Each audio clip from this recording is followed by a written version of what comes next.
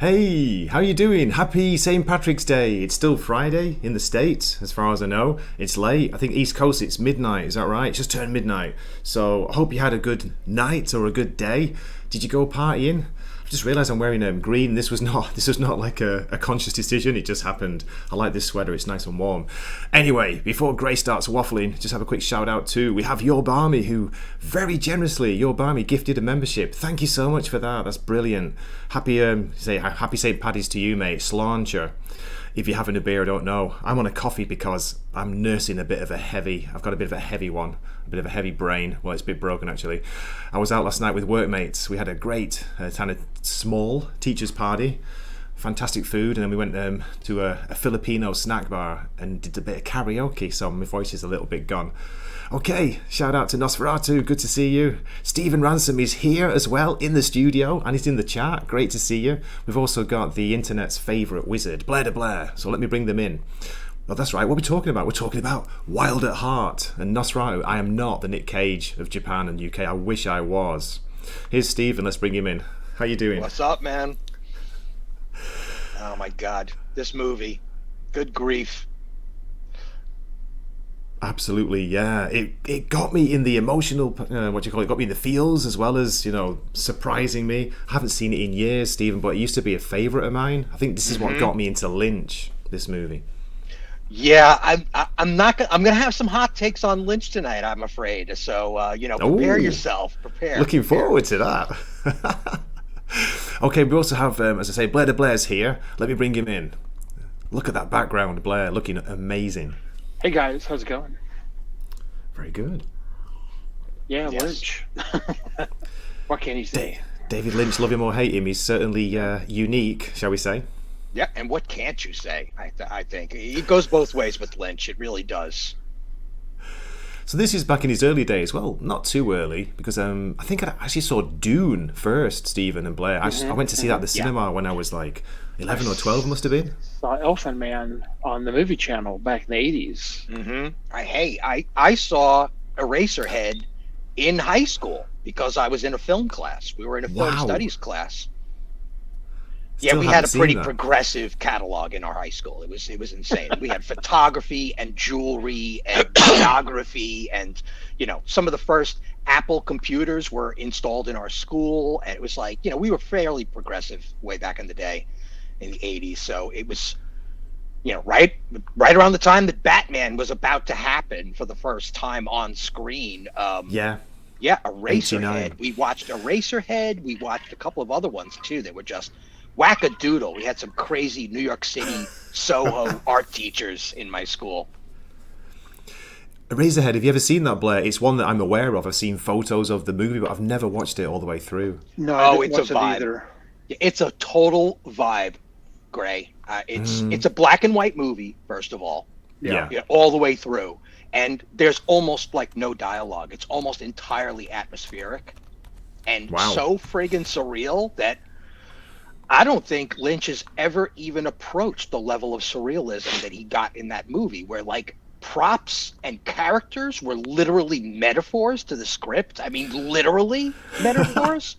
It was crazy. It's wackadoodle. You could see where his voice got started and what he was attempting to do. And we'll get into it more as the show goes on. Some of the actors in that, Stephen, he's used, though, the same actors in so many of his films, hasn't he? Mm-hmm. Jack Nance has been, I think, in everything he's done. Yeah. Yeah, and I can understand it. With such a creative director, you would want to not have to repeat yourself, right? Like, these guys understand what you're intending to do, right? Yeah. So all you have to talk about is the specific lines at hand, the specific shots at hand. Because these guys, like Harry Dean Stanton, they know what he wants. He's already spoken to him about it, Yeah. Just a comment here from Nosferatu. David Lynch almost directing Return of the Jedi will always be the greatest. What could have been? That was crazy when I heard that. Yeah. No way. That was never going to happen. No way 20th Century Fox would have ever let that happen to such a golden property. No way. Especially after Dune. Woof. Ooh.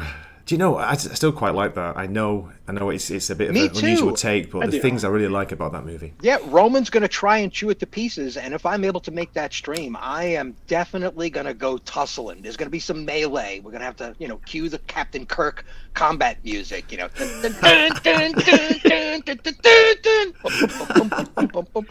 You have to grab a grill and, like, do a high kick to the head. And That's right. Cuts across my chest with blood running down my blouse, like that. Yep. That's crazy. Hail to Zaxx as well. Shout out to Zaxx is here. Hey, Zaxx. Nerdporial was here briefly. Good to see you, mate. I'm glad you enjoyed the recent. I've not watched it yet. The recent episode of Picard. So we're not going to go down that road. So we're going to talk about Wild at Heart. Is that right? Wild at Heart. Let's have a quick scope from Wikipedia. 1990, American. It says it's a black comedy romantic crime film. There you go. Yeah, it kind of goes there all over the place. It does, doesn't it? It is all over the place. Written and directed by David Lynch. I can't put. Man, just a brief comment. I mean, these categorizing systems that we've got going on now are just like, really, guys? Why don't you just throw a few more adjectives onto that stack of friggin'? It's a romantic comedy horror genre. It's like, give me a break already. Science fiction, anime. Avant-garde. It's got two great performances by Nicolas Cage and Laura Dern. I think she was quite young when she did this as well. Maybe, I don't know if she's still a teenager, but 20 or early 20s. Pretty damn close to it, yeah. And some of the costumes, it's just like, for real, girl? Wow, man. God. Unbelievable. Yeah, but she could pull it off, and she literally does exactly. at times. She totally pulled the Jamie Lee Curtis with those outfits. I mean, just rocking it. We also have... Years later, she was in the Jurassic Park movie playing an archaeologist. It's like, no, I can't see her doing that after seeing Wild at Heart. She'll always be Lula. Yeah. Lula. We've also got Diane Ladd playing her mother. We've got Willem Dafoe, Harry Dean Stanton, Isabella Rossellini, unforgettable, and even a very short role. Really, really creepy. And of course, like you were saying, Jack Nance's in here. A lot of Lynch stalwarts. So, guys, if you had to sum this up, then I talked about the classifying it, whatever. What kind of movie is this? How would you describe it? Wild at Heart.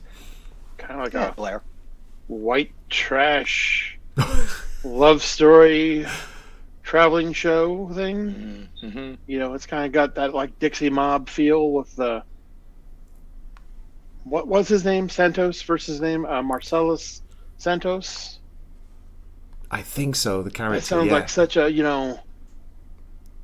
Dixie Mob name. From the Carolinas and the Texas connection, in the New Orleans stuff too. It's got the Johnny Farragut is the private detective who's hapless. It's got a ton of Wizard of Oz references. Yes. All over the place. It's kind of like a weird homage to it. The traveling. One could almost say heavy-handed at times with it. Yeah. Oh yeah, absolutely. A lot of weird, especially the shots of just like a building. You got this eerie, droney music, and you see a building, just like a little bit of it in the background. You got the trees and the loneliness, and you hear a phone ringing, like very ominous because what's going on in the house, what's going to happen. And I like that. I like those scenes. You see a lot of that in the Twin Peaks stuff too. That kind of evil lurking everywhere. Just behind the door of some seedy motel. And but they travel from the Carolinas to Texas on the way to California. They're being chased unbeknownst to them. And they encounter some very odd underworld figures, to say the least. Bobby Peru is one of the most vile villains I've ever seen in a movie. So cool. Almost unrecognizable, Willem Dafoe. Yeah. And he brings it to that character totally. There is a sleaze about him that, you just don't... Is this the beginning of that Willem part? I mean, is this the beginning of the Willem thing? I mean, I know he worked before this, but this is really the beginning of like Freak Dafoe. I think you're right. He'd worked before, but this kicked it up a notch. Platoon was before this, wasn't it? I think Yeah. just about. Is it end of the 80s? This was 1990, so. What was the other one he was in? Wild. To Live and Die in L.A.? Yeah, that was one. And then Streets of Desire, that musical thing. He played like the biker leader. Oh, wow! Okay. I haven't seen that in years. That's another one. Yeah, that was a really good one. I watched that not too long ago. But yeah, he played mostly like good, solid people. And then once you got to here, it get weird. The thing with the teeth and just the sleaze of them. And that's another thing about this is that there's a lot of sleaze in these people. These are white trash. The mother and what she did to her husband with Marcellus Santos and his and that reindeer guy who had all the women around him all the time. So weird, Mr. Reindeer. What was going on with that? This is a caricature fairy tale in much the same way that Princess Bride is a caricatured fairy tale. Like, we're using the kids' imagination in Princess Bride to see the story, right? But in this one, we're being told a fairy tale like a mother would tell a daughter about how her and dad met. And the fairy tale would be told like the script, but the problem is David Lynch is filming it. Exactly.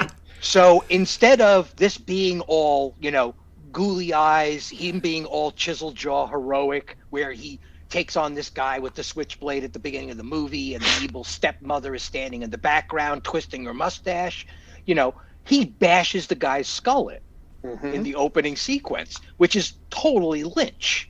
Lynch is basically saying, like, this is a modern-day fairy tale, which is why he connects it so vigorously and aggressively to the That Wizard is a of hell of a Oz. scene, Stephen, isn't it? What an opening. Talk about It's the way to visceral, set the violent, tone. shocking. Right. Yeah. Never forget that when I first saw it. I think I was probably Thrash metal underage to see. playing and Yeah, it visually sets the tone for the rest of the movie, and it unwaveringly continues down that tonal path. Like, everything from the prostitutes at the background of, like, the motel all the way up through, everything is just no holds barred, birth of Quentin Tarantino cinema. especially the scene here. He's just getting done beating this guy's skull in. He's having a smoke. They smoke cigarettes and fire are a big part of this. Yeah. And sex. And then he's like, doing a little, he's pointing at the stepmother, It's like, I got your number, bitch, The reason why I say it's a caricature fairy tale is because this is like pages right out of a Frank Miller graphic novel. Mm-hmm. Yeah. Yes. I mean, this is actually like only a couple of years after Sin City was actually published. I mean, am I getting the timing right, or is this right around the same time? It gets kind of blurry, 87 to 91 for me. Yeah, me too, Stephen. There was so much jammed in there, like stacks and stacks of insanely inspirational and cutting edge, directors and screenplays and stories and characters and whew. I mean, that's what this is. Could you imagine this being an illustrated graphic noir? I can totally see it. Yeah. Especially a lot of the way the shots are filmed. It almost looks like it's a storyboard panel from a comic. Yeah, I mean, Nick Cage pointing at the camera like that, where you just see him breathing. There'd just be some like subtle wave lines around the edges of the character, but it would be the same static shot for like a whole splash page. Mm. And there's been checking on Wiki. Sorry, guys. I didn't even know this. Diane Ladd. She was nominated for an Oscar for this, Best Supporting Actress, and the movie won. It won the what's it called it? The Palme d'Or at Cannes, which is apparently says it's controversial. It was a controversial choice at the time. Mm-hmm. Very interesting. Yeah. Robert Ebert hated it, and a lot of did he? When really? they announced it. I just recently watched that one. Yeah, that's a really great review on the film. It's a solid review by the both of them, I think. A lot of the media wanted Lynch to fail, and when the Cons gave David Lynch's award, it was a total middle finger to them. I didn't know that, Blair. So you think people wanted it to fail? It wasn't that successful, was it? It was a kind of a critical I think it was more of a cult. It became a cult movie, but it wasn't a massive hit. Most of Lynch's stuff is right on cultish edges, in much the same way that Flash Gordon is on a cultish edge as well. It's just there's something about the quality of the budget where the production values are right on the ragged edge of something. Like you can't tell if it's like, are you doing that on purpose or because everything else looks so genuine, but this seems a little like I don't know, there's something loose and almost amateurish, but it's being handled so expertly, it can't be amateurish. You know what I mean? Like he's doing it on purpose, almost. I think that's what it is, Stephen. He's that whole thing you just said, doing it on purpose. He's playing with the audience. He's playing with the viewers. You can't tell, like, you know, how seriously is he taking this? Because he'll just drop a random scene, an old woman like doing this during a music number, just like walking past the camera. The guy at the police station. The old guy, he's like trying to, and then she's not getting it, and he's like this, you know, then shuffles off. Oh no, I'm not in hell. I'm just in the opening of the movie. The opening of the movie is this big giant fireball. Fire! Hail, angry Canadian. Good to see you, mate. Just this scene here. I mean, this is hopefully it's a safe scene to show. But what did you guys think of their chemistry? Did they have chemistry in this movie, Nick Cage and Laura Dern? I think Stephen. so. Oh, sorry. Because Blair, you take it. Take it, Blair. Well, I think they do, but it's not like this weird, like, you know, lost lovers, old souls type. They're like very young, very passionate, you know, very sexual too. But, you know, they have that, you know, lust for life thing going for them. Yeah, and I think I think that again, I'm going to keep harping on this caricature bit that it's hard to tell what their acting chemistry is. They're definitely getting a lot of work done and you know, getting it well executed on screen. But because of the way Lynch is doing all of this, I can't tell if they're serious or not. Like half of the lines seem like, you know, do it again. No, do it campier. No. More 67 Batman camp. And and like there's almost like this, they're trying to portray themselves, trying to be in love. Like almost as if Lynch told them to do it badly as actors on purpose. But their chemistry is too good for it to be broken, and he knows this. Again, it's like Lynch is really trolling us with this movie. Yeah, there is a lot of that camping feel to the lines and the delivery, but it kind of goes with it, you know. Yeah, it's one that you certainly can't take it seriously. I don't think it's meant to be taken seriously, but it's a weird mix, isn't it, Stephen? Like you were just saying, and sometimes it's very emotional. The scene where they find the car, they come across that car crash, and it's Sherilyn Fenn's in that. She has a really really small role where she's like just dying on screen. That really got me. That got me big time. I think probably because I'm a bit hungover, but I was feeling the emotion. It's just like Jesus, what a scene. Yeah, let me put it to you this way. You know, the sequence in Rocky 2 where Mick trains Rocky to use his other arm to fight. Right. And then he switches it back to his natural arm. Yeah. When he's getting tired, right? So it becomes more muscle memory because he's instinctually interested in punching with the other arm, with the natural arm. So if all of their acting is them trying to play the fairy tale for each other, then when the director says, okay, drop the act, you could really punch a scene home because you could see their chemistry, right? You could tell. And all of a sudden when they act for real, it's like, okay, I need to take this very, very seriously. And then it goes back to being silly again because they're trying to forget how horrible the world is that they're falling in love in. Your Barmy is saying that Harry Dean Stanton, he's looked the same for 30 years. It's true, isn't it? In 1990, he pretty much looked the same. Was he born old, Harry Dean Stanton? He just did Aliens not too long ago. Or Alien, and he looked exactly the same as he does in this movie. Yep. Yeah, last picture show, he's in that, and that's the youngest I've ever seen him. And that's like, you know, what is it? It's Jeff Bridges at like in his early 20s. And Stanton's in there too, and he's in his early 20s, and he still looks like he's 32. It's like insane. It's crazy. Some people are just born like that, man. They just got that muzzle on them. There's no escape. Which is, God bless him. He's been able to play the same age for most of his career. Yeah, he got to a certain age, and that was just it.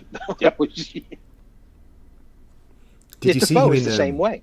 What was it? The last movie he did? I'm trying to remember the name off the top of my head. It was just called Lucky in 2017. I mean, he did look really old in that. I think he died maybe not long after, but that's finally, a great one, by the way. At the end of his life, he really started looking. But he was still smoking. He was still drinking. Yep. He was just the same. Very much like Dennis Hopper. Same way. Same kind of lifestyle, I think. Where it was just like, I'm Hank Williams, man. I'm just going to burn it up. Burn it up. Right. Leave a corpse looks like it's been lived in, Just having a quick check. It says he was in, the first one he was in was Cool Hand Luke back in 1967. And Kelly's Hero 70. So he's been going for years. Well, he was, wasn't he? Before he passed. He doesn't look much older in Cool Hand Luke, by the way. No. He doesn't look much younger than he looks in this movie. It's crazy. It's just that face. Share the picture so people know what we're talking about. Yeah, so great performance. Again, he's not in it that much. It's like a lot of the characters in here. Another one who stood out to me, Stephen and Blair, was Crispin Glover. And what a weird role he has in this. Cousin Del. Cousin Del. Oh, Jesus. Anyway, maybe getting off track. So they had, I think they kind of had some chemistry, Nick Cage and Laura Dern. As you were saying, at times it almost felt like they were, they're not forcing it, but I like the scenes I where think they're that out. you're very correct. I think that they have incredible chemistry. Okay. And my point was that Lynch was training them to do it poorly so that when he wanted the scenes to be genuinely outside of the fairy tale, like we're not kidding around now, he could pull them into their genuine, actual chemistry on screen, and the audience would just gush over the event. So that that's what I mean. It's like Lynch is obviously a professional. He is obviously a master of his craft. Now, you may not like his cornbread, but he's still making some of the best cornbread. Yeah, he's an acquired taste for sure. You either like it or you hate it. Yep. There's hardly any in between. And in this, the test screenings, at one point, half the audience got up and left. They couldn't handle it. It was like, nope. Oh, really? This is too fucking weird for me. I'm out. What does that say about me? I loved it from the start. Maybe me too. I've got a weird side to it, probably. Stephen, how about you? You know what? I love what Lynch is trying to do. It's not really my cup of tea because I choose to take on more serious fare. I understand what he's trying to do. He's trying to drag the normie audience into the Cannes Film Festival. That's what he's actually trying to achieve here. It's like this, like Twin Peaks was probably his most perfect execution of his style, because it feels like you're watching an adaptation of a bad novel from the 50s.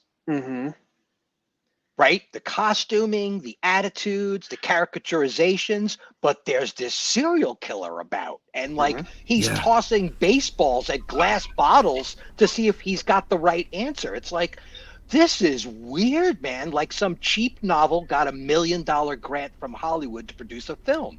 Like that's what he's doing. He's taking a normie work and making it artistic. Like it's a very weird thing. It's a very weird thing. And it's the birth of Tarantino. Tarantino takes it to the next level. No Lynch, no Tarantino. For sure. That's a great point. We've got to see you Nay saying or noir out of whack. I was going to say that it does have that noir feel, even though even though it's not dark, it's in Texas, broad sunlight. It has that kind of that weird underworld feel to it. They're being chased by a private detective. You got these weird hit people. They're Bobby Peru and his little stick up, which is really just a way to kill Nick Cage. His character, Oh yeah. The femme fatale and the hotel, he had to deal with. They tell each other that they had a contract out on him, that whole thing. Absolutely. Yeah, there's a lot of poses and a lot of static shots, like that caricature, like where we just gaze at how monstrous the mother is, or how cool Sailor is, or how sexy she is, or how frightened and terrified they are because they're dancing on the side of the road because he found some heavy metal music. Like, turn that radio to some music or am I going to scream? You know, just perfect. It's Lord so Dern, she spends half the movie with her hand on her head doing this like little pose thing, you know. Yep. There are these vignettes inside of vignettes, almost as if like the movie is being shown to us with only a handful of images, and we keep getting the same images every time the character does that. You know, like imagine a comic book panel, but they're only allowed to use 10 of the same images in the whole book. That's what this feels like a lot of times. This caricaturization, like, and it's. You know what? I'm talking myself into this film. I'm going to have to watch it again now. I'm just checking, guys. It is actually based on a novel. I wasn't sure if it was. So 1989, a novel of the same name by a writer called Barry Gifford. I haven't read that, so... Well, did anybody ever read any Tom Robbins? Even Cowgirls Get the Blues, Still Life with Woodpecker. These were the same type of thing where it's like, and Uma Thurman, they attempted to adapt, but like Cowgirls Get the Blues, her character, the main character in that book has gigantic thumbs, and she hitchhikes, and girls love her, and men are intimidated by her thumbs. Oh my God. Okay, like that's the kind of literature that was happening at the same time as this film. It was like almost a cartoon. Like, did Mel Blanc write this screenplay? Like, what is this? What am I reading? This is like wackadoodle. It says about the book, guys. It's a couple of reviews on it. Publishers Weekly wrote about it. They said, in the visual equivalent of sound bites, novelist and poet Barry Gifford, he cuts to the heart with sharply focused shots of young lovers on the lam. That's pretty much how Lynch has directed it, isn't it? Just taken scenes from the book and put them on the screen. But yeah, this weird kind of, what did you say, the white trash theme, this trashy, sleazy underside to the movie the whole way through, and the characters in it. I tell you, it's what the word? Unforgettable. I think it's an unforgettable film when you've seen it. Even the towns they go to in Texas are crap, and the hotels and that Texas horrible. Porno. Oh my God! It's just like no. God, I'm actually. Zaxx brings up a fantastic point. It's hard to believe that this was an adaptation of a book barely written a year before, which means Lynch was reading it in between or after in the fallout of Dune. I mean, I'm trying to imagine the timing. It's always fascinating to me to find out, like, to remember, like, oh wait, that director was doing this movie when they read the screenplay before they made the film that we're now talking about. Like, he must have what were they in the middle of? Blue Velvet came out before the book of this, so he finished Blue Velvet, and then I don't know. Maybe that's when he read the book and was like, hey. Oh, it could be that in the press junket, somebody must have said to him, wow, this sounds like an author I know. And he looked up the author. In much the same way that, like, in Kill Bill, Tarantino, that the pop band that appears in the first film at the end and during the 88 fight, the chick band, the Japanese chick band, he heard them in a dime store. Like in a corner grocer. He heard them like over the radio at like a 7-Eleven behind the counter. And he's like, who the hell are those girls? And this guy recommended the band and they wound up in the movie and he was just prepping for Kill Bill. So it's like, I could easily see someone handing him the novel after Blue Velvet and be like, dude, you got to read this book. Like, immediately got to read this book. Totally up your alley. Kind of like Pulp Fiction, like Fight Club. That author was being passed around Hollywood for sure. And then he did this, and right at the same time he was doing this, he did Twin Peaks. Right. Because a lot of the Twin Peaks people got leave from the show to be in his movie. Because a lot of these people are in the Twin Peaks series. as recurring characters. Yeah, I that's could right. see that as a contractual benefit to Lynch, where he'd be able to contract them for both and maybe save a few dollars here and there because signed on to the same production company, doing filming for both, double credits, right? I could see a contract like that being beneficial. Mm. Here we've got the villain, one of the main villains. This is Marcellus Santos. He's pretty cool performance. He's not in it very much again, is he? But yeah, he reminds me of. There's an actor who looks just kind of like him. I can't think of the name. What did you guys think about him? Was he imposing enough? Was he a dark, scary character? In the usual way. I mean, he did exactly what he was supposed to do. I'm a mob boss. Fear me. I got big power. Watch out. Don't mess with me. Right? Don't step on my toes. I'll crush you. Like, he definitely got that. He ringing all the right bells. Yeah, he kind of fits perfectly into this kind of, like I said, like this Dixie mob mentality. Yeah, he's an underworld boss, but he's not like uber take over the world type. He's like a regional player. Right. Yeah. Who has local tough guy. Reach into New Orleans and Texas. Yep. But again, it's all of these characters are just hamming it up. Like, it's almost as if the direction from Lynch was, I want you to chew up the scenery unless I tell you to do otherwise. Yeah, they put it on real thick. Yep. Just like her makeup at the end of the film. Yep. Oh my God.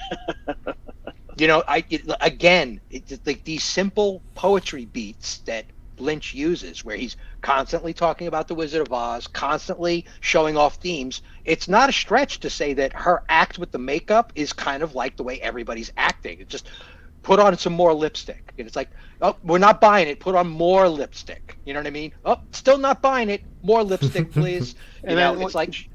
Yeah, she does the full voice thing. She's like, the opposite of the Green Witch. No, she's like the Red Witch, Right. She's got that look. There it is. Trying to find it. That's it. That's the one. That is a creepy scene. It's so weird. She starts off just putting some lipstick on her wrist here, and then the next time we see her, she looks like this. It's just, wow. That's a great point, Blair. I didn't think about that. The Red Witch, the Green Witch and the Red Witch. And you see her shoes, don't you? When she's kind of collapsed later on, she's sick in the toilet. Got the curls. She's got those, the Wicked Witch shoes from Wizard of Oz. That was so weird. I don't know, like, Stephen, did you think this theme, this kind of running theme of the Wizard of Oz, like, does it work? What's it about? What's the connection with the two lovers on the run? I think Lynch, once again, for an acquired taste, right? Yeah. I think he's dragging the normies into the film critic lifestyle. He's forcing the audience to watch his crazy movie, and he's using these heavy-handed themes so that they can get on board and have a conversation over coffee after the movie. Like, oh, aren't we clever talking about how it's integrated with the Wizard of Oz themes? You know what I mean? He's trolling them.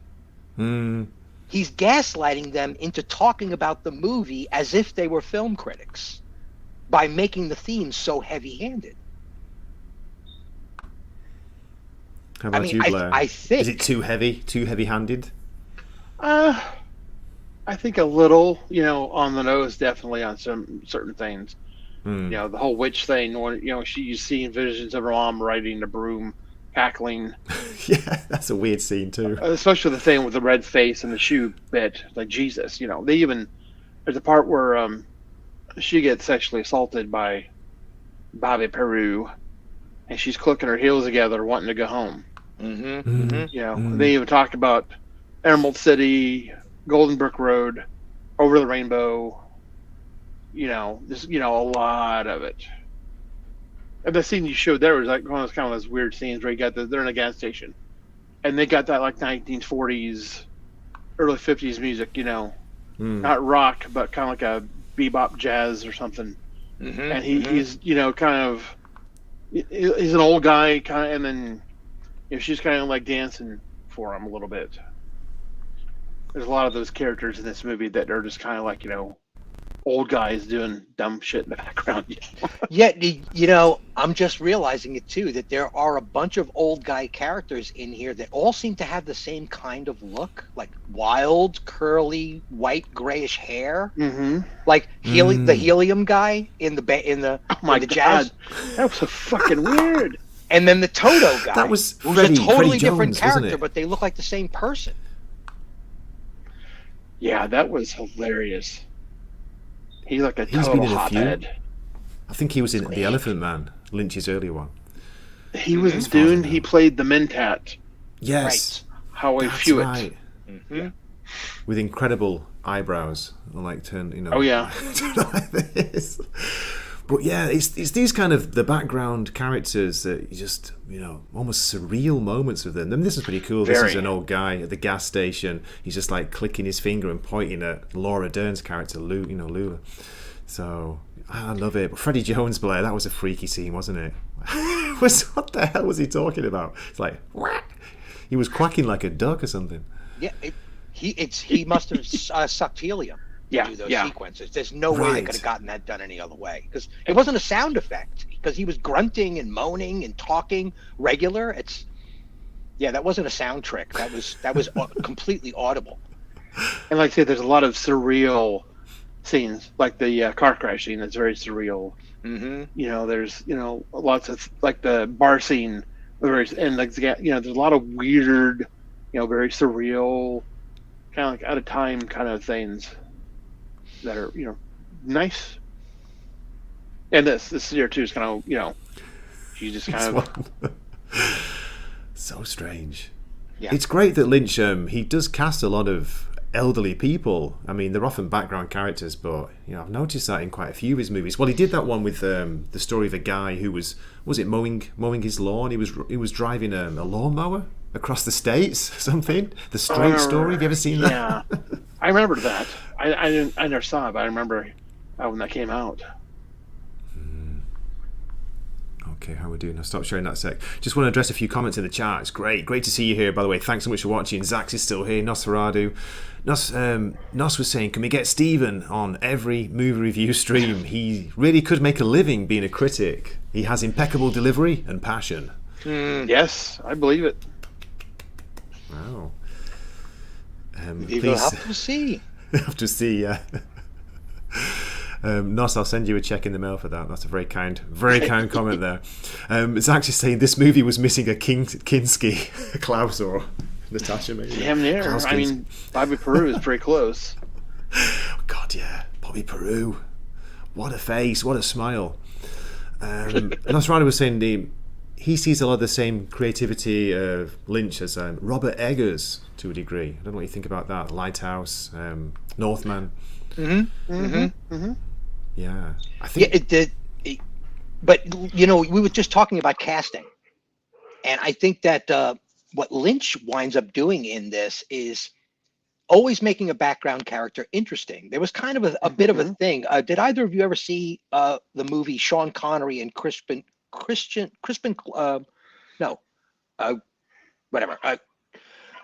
Sean Connery in The Name of the Rose? Oh yeah. Okay. Yeah. The casting in that, every single face was quite literally like some carved, grotesque statue. Like every single face was rememberable. And what Lynch is, he's not wasting a single frame of this movie by making anybody look normal. Everybody is overtly and heavy-handedly unique. For the sake of the frame. And for the sake of the mentality, where the audience is, I mean, it's weird. I don't know where his camera is. Are we seeing this through Sailor's eyes? Are we seeing this through her eyes? I mean, whose eyes are we seeing this through that everybody is so grotesque? Yeah, really. And he seems to have a fetish for disabilities. Yes. There's people in wheelchairs. There's people in crutches. There's people with canes. One of the characters has like a boot on it because they have like one leg shorter than the other. So they have a brace and one of those, lifts and a cane. Right. And then in the bank robbery, one of the guys loses a hand to a dog, and it's just like so random, out of the blue. Random. It's like, does that dog ever appear anywhere else in the show? Is that Toto? Is that the guy's dog? I mean, it's like so weird.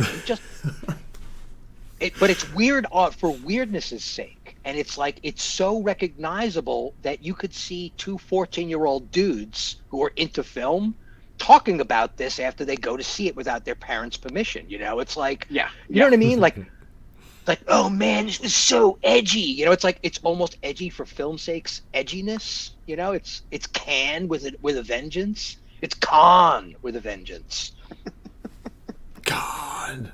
Yeah, exactly. Yeah. Great point. I don't know. Yeah, I don't know if it works or not anymore, because I used to really like it when I was an impressionable teenager, but rewatching it for this show, it was kind of like, there's things I like about it, but it does feel pretty forced at times, you know, and it just feel a little bit too random. It's like, okay, what kind of story are you trying to tell here, you know, David? What are you doing? I know, right? You get older, you get less time for this weird shit. It's like, come on, what's the point? You know.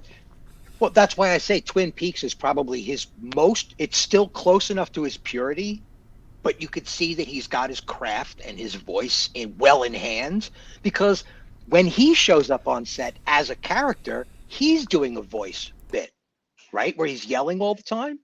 That's a voice bit. That's a bit. It's like, that's totally unnecessary, Dave. And he goes, is it though? Are you sure? Are you sure it's unnecessary? Because I think it works really well. And it does. It's like uncanny how well the whole thing works, Twin Peaks. At the first season, mind you, at least. But like, that's him doing it on purpose. Like, gently, not as aggressively as this. Like, this is his final experiment where he like pulls the stops way out and just lets the train go down the tracks. And Twin Peaks is him conducting the train. Huge fan of Twin Peaks. I don't know about you, Blair, especially as you say the first season, and Fire Walk with Me, the movie, which is really dark, strange movie. Love that when it came out. Yeah. God, that was must see TV. It was like Twin Peaks mania. I don't know about how it was in the States. I grew up in the UK, and it was massive over here. No, it was huge. It was gigantic over here. Like, everybody was talking about it. It crossed every demographic I could think of. Like, cool people, not so cool people, definitely not cool people. Everybody was into it. I mean, like, and that's what I'm talking about. Lynch brought it to the table. He brought it to the table as like a breakfast item. I mean, it's who killed Larry Palmer was the question. Dude, it was like, what? That's a meme. That was a meme before memes. People had T-shirts with it printed on. That's right. in my school. It's like, people would spray paint it on the side of buildings just to be part of the whole thing. It's crazy. It was crazy. That opening song, God, with those saw teeth. That's still that opening sequence in Twin Peaks where you're seeing a saw blade get its teeth refreshed.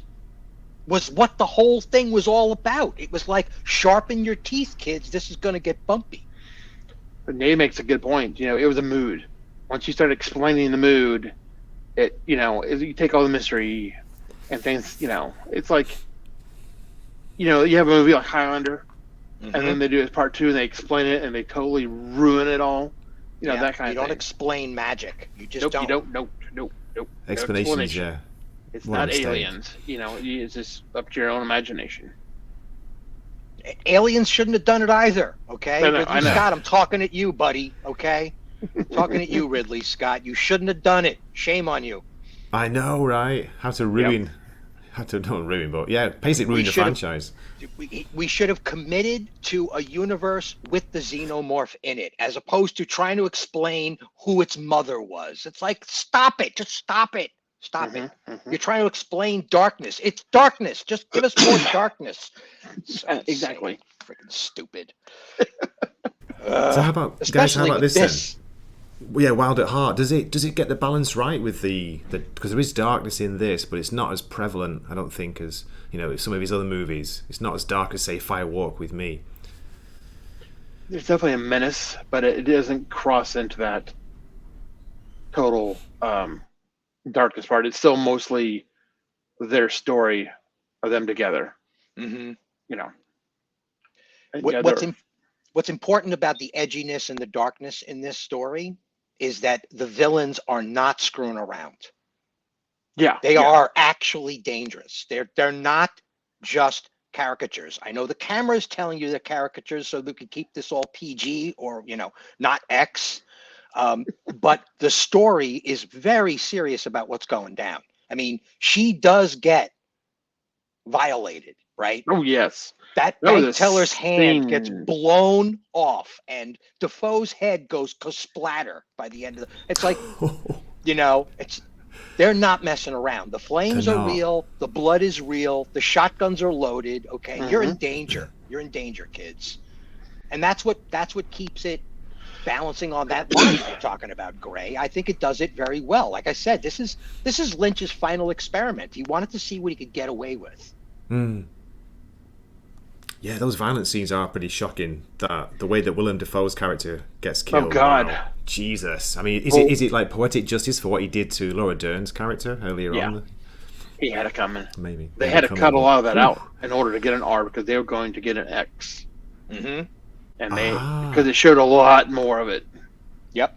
He says it's not that much material. The interviews that I watched just recently, he was talking about it. He's like, it was quite literally like a handful of frames that we had to smoke out a little bit or add more flames into, and that's how we got away with it. But he's like, it was a handful of frames. We're talking about like almost subliminal amount of frames. He wasn't even talking about seconds. He was talking about frames.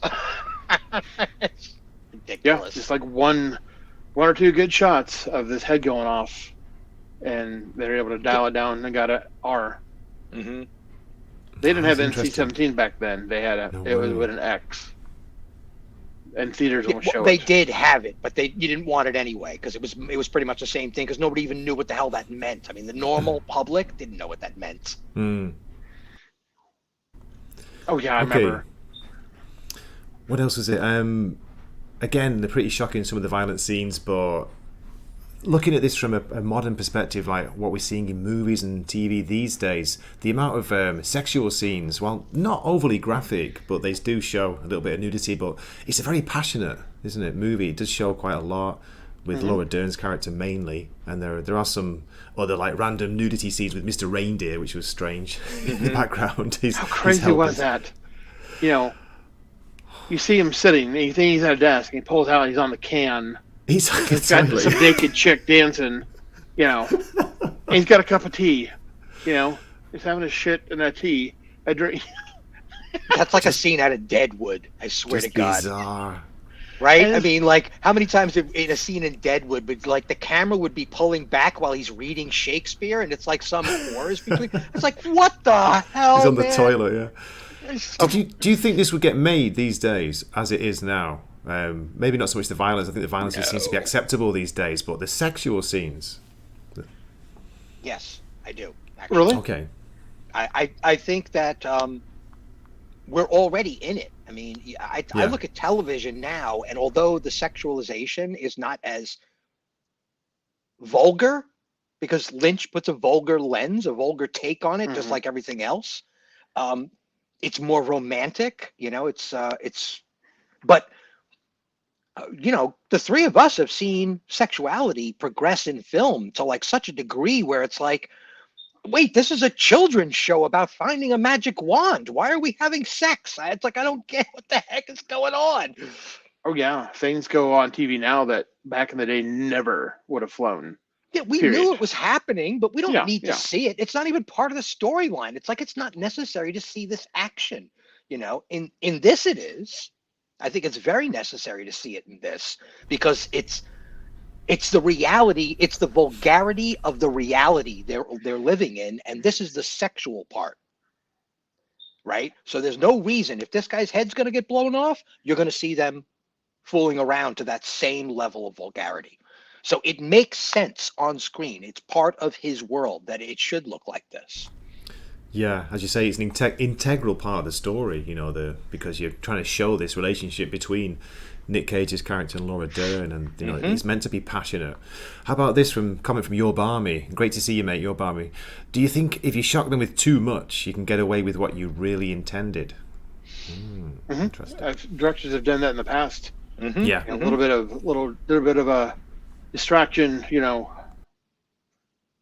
I'm going to shock you this, and then I'm then I'm going to really, that's going to allow me to get what I really want in. Mm-hmm. Everybody's going to be concentrating on this, not looking over here. Yeah, there's ways to get a tell out of people, and it's kind of like the way you scare hiccups out of somebody, right? Mm-hmm. Because your body convulses in such a way because you just booed them, right? And your body resets, and that's why the hiccups occasionally will go away because of a gasp scare, like a jump scare. And Lynch is doing the same thing here. He's doing a very similar trick here by like making it so gross that you're trying to keep all of the other pieces, which are a fairy tale, in your head. And they're more readily available because you're just like, I'm not looking. It's almost like the grossness is in the shadows because he's made it edgy. He's taken the blackness of noir out, and now we can see all the blood and guts. Yes, exactly. And the vomit. There's a lot of vomit in this for some reason. A lot of the grim reality that really exists. God, you watch any of some of those old noir stories, and if it played out, with modern prosthetics, this would be some like really brutal stuff going on here. Somebody gets shot in the face, and a Tommy gun cuts the whole crowd in half. I mean, imagine that in the hands of any other director beyond the noirs that did them. Also, like you turn the lights on in a war film, how seedy would some of those offices and hotels really look? I mean, God, how many times does a guy put out a cigarette or toss a drink in somebody's face, or just gross stains everywhere? Speaking of cigarettes, there's a huge part in this movie, isn't it? You see a lot of that, almost like it's like cigarette or tobacco porn at times, where you've got huge close-ups of matches being struck, cigarettes being pulled and smoked, and of course the fire. Like Blair's background is a huge fire theme throughout the whole movie. What do you think of that, Stephen? Do you think is it a positive thing to be showing it like it does make it look attractive, a bit like Blade Runner did? Well, I'm going to use you want to smoke. I'm going to try to dance around the words that are obviously part of this statement, but there was a part of the cigarette culture that was attempting to get away.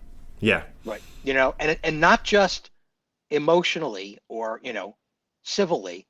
There was also an anatomical understanding that cigarettes will kill you, and you're doing this on purpose to yourself. So that theme is playing a lot in this, where the two of them have run away from parole, they've run away from parental responsibility, they're running away from danger into more danger. It's almost like the cigarette was continuously reminding them that I still want to be burned, baby. I put my hand on the stove and it burned me, and I'm going to put it right back on that stove again because I love you. Well, you know what I mean? Like where Sailor was like, my mom died of lung cancer. And my dad smoked, and they both smoked the same cigarettes he's smoking. They both died of lung cancer. You would think, okay, maybe I shouldn't be smoking. No, that would disrespect my daddy. That'd be disrespecting my daddy if I didn't smoke the same cigarettes as him. I mean, right? Like, that's the kind of attitude he has. It's like, I got no other way to be other than what my daddy taught me, He said he started smoking at 4 when they're talking about it. It's like 4 years old. Like, come on. That was crazy. My granddad started at 10. Maybe it's part of it is the the kind of fleeting nature of the story, not the story, but is their love, is their romance doomed to fail in the end? Sailor's going to end up getting put in prison, in jail. So you got these the danger of smoking, but also it's like we don't care. We're here to burn. We're going to burn while we're here, and it's better to burn out and fade away, Steve. That's it. That's right. That's right. Yes. That's right. Remember, this is still hot on the heels of just barely the end of the Cold War. So that attitude was still very vibrant, about what is the future? Are we even going to survive the turn of the millennium? I mean, that was still prevalent in the normal, theater goer. That was still a very relevant concept. Yeah. Yeah. Wow, your grandma. Yeah, your grandma started at 11 and she lived to 85. I had the same. I had a grandma who smoked as well, and she lived to be in her mid-80s. There we go. Interesting. But yeah, I don't know. Not just that. It is a thematic part. I think the smoking and the when we learn about the father, Laura Dern's father, he was killed supposedly in an accident. That's what she believes. She's got to believe in that, in a huge house fire.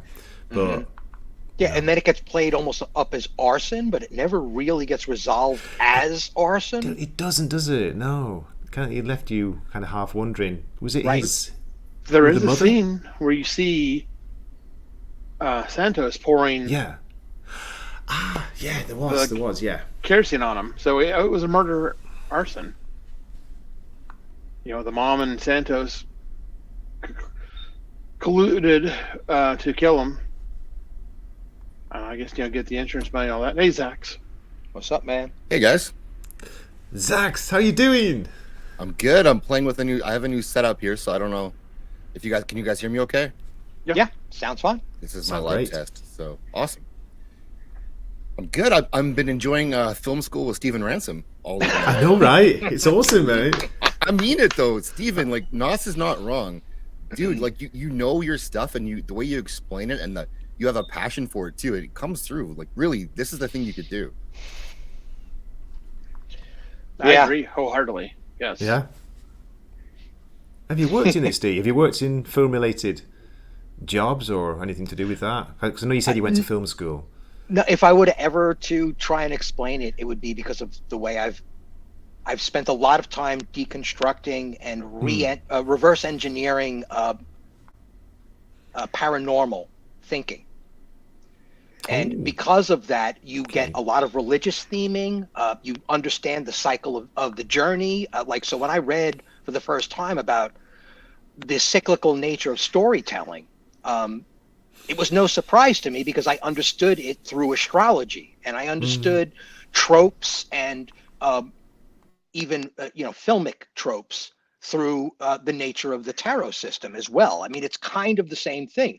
The tarot is just one deck, but every time you shuffle it and lay out that card set, you get a completely different reading. And if you throw a theme on top of that, then you got a whole other reading on top of it. Like if you ask a question before laying it out. So watching film and breaking it down and seeing all these internal workings is what I really watch film and read stories for, is to see these larger brushstrokes interacting with these smaller ones.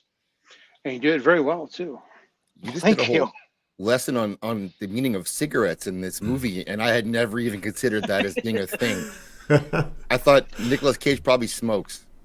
Well, if the camera never landed on it, if there wasn't this continuous theme of burning, and this continuous theme of like, I'm going to make my mark on the world, baby, and it's going to be with you.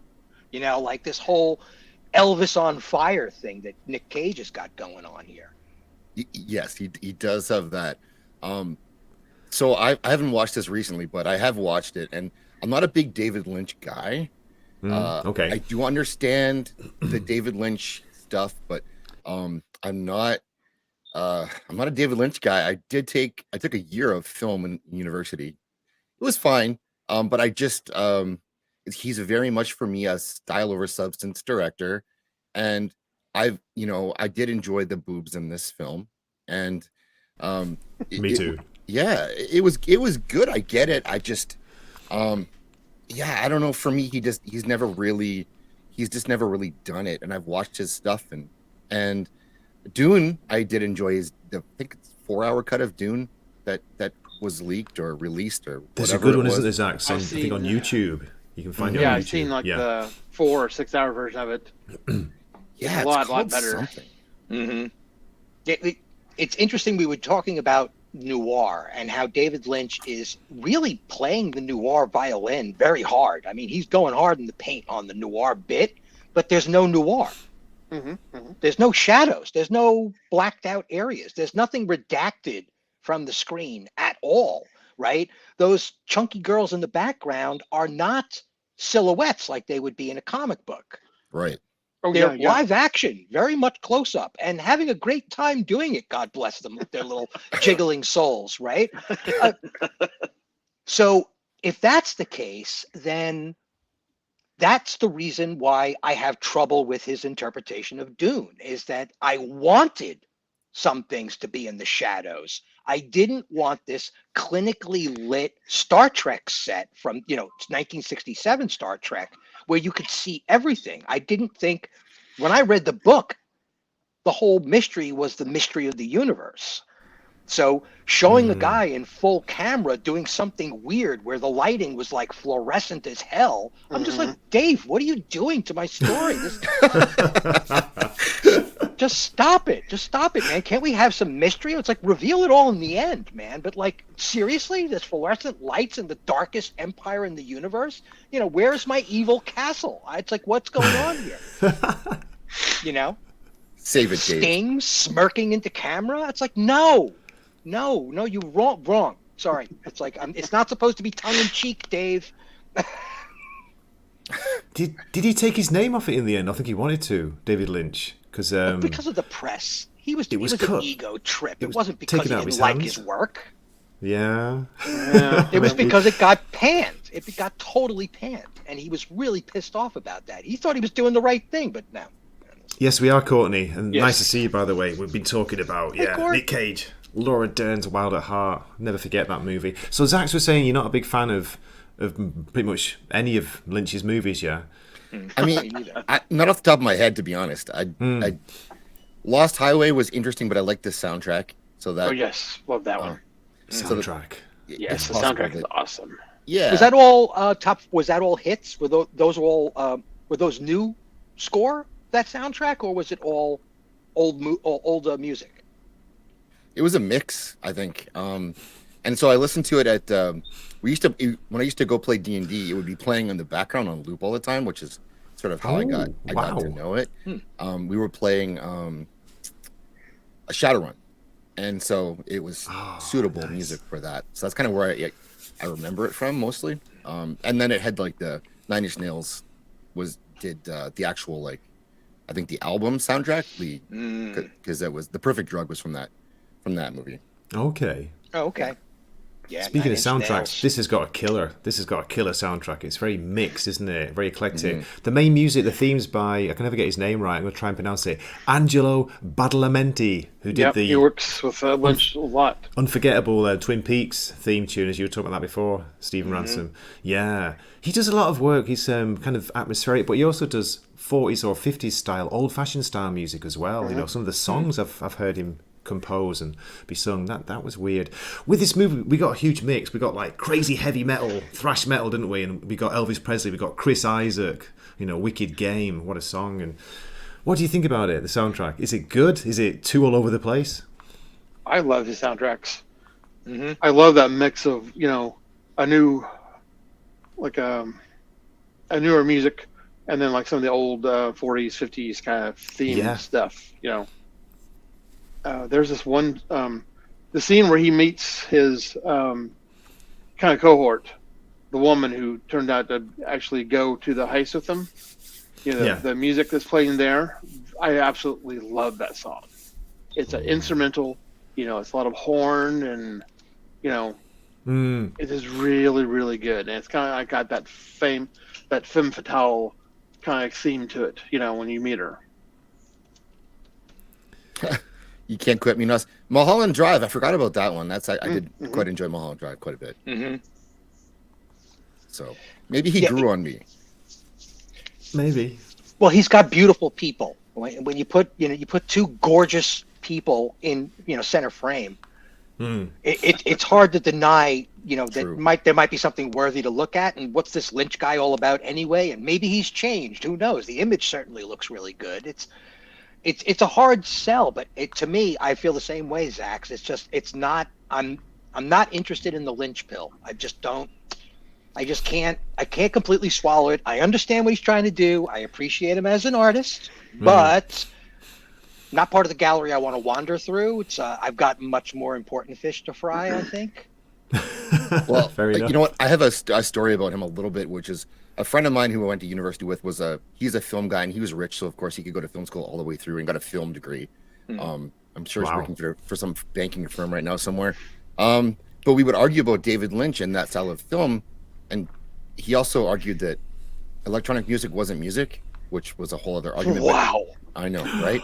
And so the David Lynch was like this king filmmaker because and the trick was that it didn't have to make sense. It was because the movie was playing in your mind, so your mind could fill in the blanks and answer the questions for you, and that's how the story was being told to you. Well, I mean, I guess like, and and his big trick, his thing was, well, okay, well, if there was a goose that was born in a bottle and it grew up in the bottle, how would you get it out?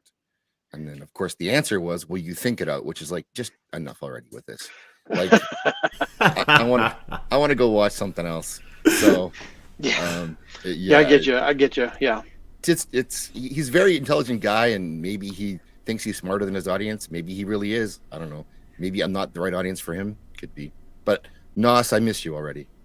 Aw. Do you guys break up? Has to leave. He's he doesn't like me anymore because I don't like David Lynch. Oh, it's over. He can't quit. Nas has very short-term memory. I mean, except when it comes down to the important stuff. Nas's memory is biblically insane when it comes to what music he knows and actors' names and everything else. I think he's on top of that stuff. But memory of grudges, it's not really Nas's strong suit. Was it Lost Highway? Memory. Which one is it where Loja was driving and chased the guy down and had the full-on screaming thing about wearing a seatbelt and the way he was driving? He's like a driver's ed instructor gone mad. I can't remember. What is this in? I can't remember. It was Lost Highway or Mulholland Drive where he's kind of like a gangster. And he's driving. He has the mechanic because he was making his BMWs make a little bit of a weird noise. So he fixes it. And they're driving, and somebody kind of swerves and cuts him off. And he gets pissed. He stomps it. And his security guard look at each other, grab their seatbelts, and click it because they know what's going to happen. Chases the guy down, forces him off the road, gets out, pistol whips the shit out of him, and just screams at him. Like screaming statistics.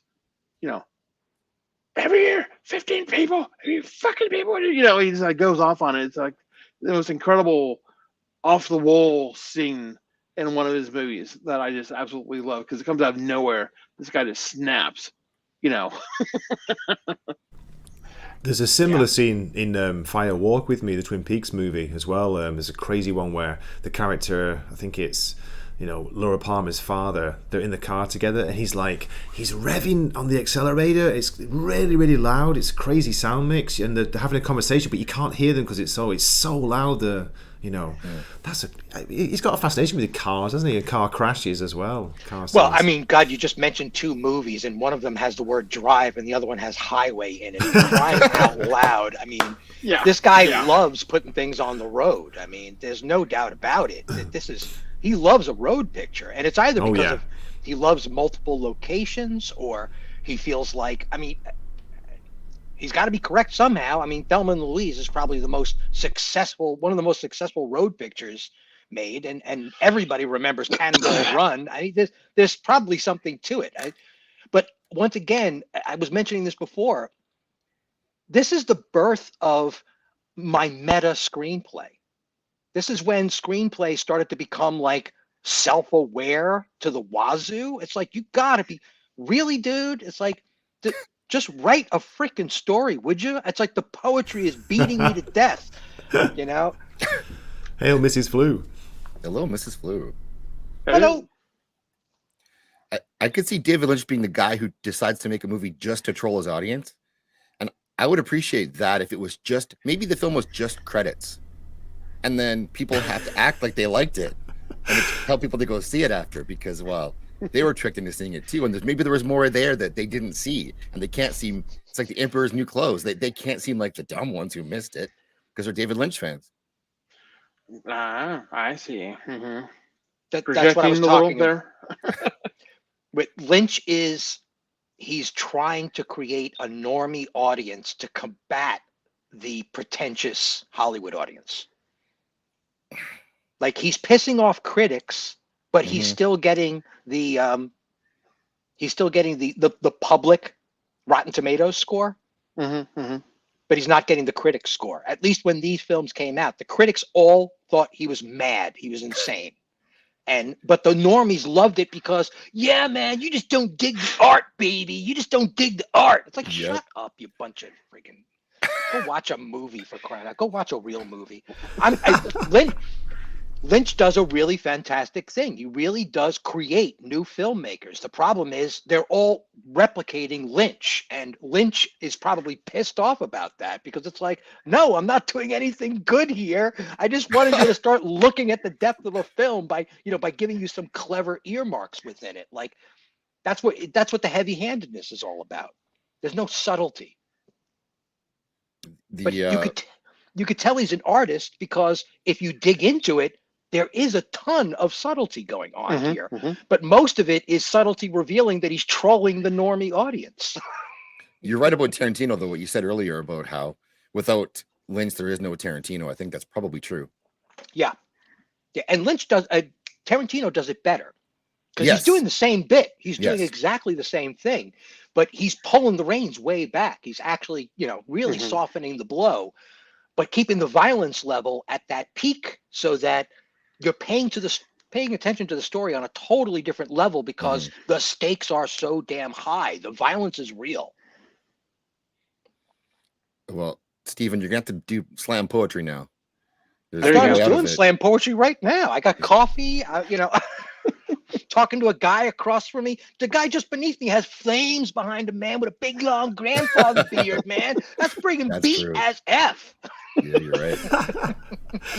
Guys, I'm muting myself at the moment. I've got some crazy background noise, just letting you know. I'm deeply into the conversation, really. This is great. Do you think, I think Tarantino, you're saying he does do it better, and he keeps the surreal out of it pretty much, doesn't he? He doesn't go the way that Lynch does. As I say, Zaxx, we were talking about it before, do you think it's too heavy-handed, Lynch, with his weirdness, his surreal? It's like, look at this crazy random scene in the middle of the movie. It happens all the time, doesn't it? Yeah, but sometimes it does work. Like, what's the villain's name? Willem Dafoe's character? Bobby Peru. Maybe because Dafoe was so good, but in the makeup, like the teeth that they do, there's that scene where they're robbing the bank, and it's just this long close up of his face with the pantyhose over it, and like it burns itself into your head, and he holds it so long. Yeah. That shot is held for so long. Yeah. That like you can't escape it. And so I do appreciate, so he does use that well in a lot of cases. It's just sometimes does seem to be of nothing. I don't know. Yeah. I give Lynch a lot of leeway as an artist because he's forging a brand new path for cinema by doing these films. By doing it the way he's doing it, he's making it possible. He's actually giving birth to comic book adaptation movies by doing films this way. Like really long static shots, burning a villain's image into your brain, gooing a really, really sharp soundtrack with heavy-handed metaphors. This is all comic book stuff. That's exactly what a teenager's comic book or a noir, like almost like fan fiction detective novels would do this kind of stuff to get the audience and grab a cheap audience. Because it's like the poetry is heavy-handed. It's very heavy on purpose. Lynch is doing it on purpose. And he has beautiful people in his films too, so he counters that with those scenes of the ugliness, and it works. Yeah, and the grotesque, and that's the way to put it. That's a great point. Yeah, grotesque is the word, but Bobby Peru, unforgettable character in this. Just like the mother, and even Stanton too, as the detective. I mean, I giggled every time he stood up and was practically a foot shorter than her. It was hysterical every time it happened. Because he's such a tough guy sitting down, and then he stands up and he's like, "But baby, please, baby." It's so friggin' hysterical. It's great. It's such a great bit. There's one bit in the so he goes missing. The hotel staff is like consoling her, and then Santos shows up. And he tells them all to leave. And the old guy in the cane is like, "Me too?" He's like, "Yeah, you too." And then the guy in the crush is like, "So rude." And the one dude who's really old, but doesn't have anything. Hey, did you notice his posture? How he kind of looks like the guy from Dracula, the Van Helsing character. He kind of like steps back and like leans kind of weirdly, Got this weird kind of gait to him. I recognize that.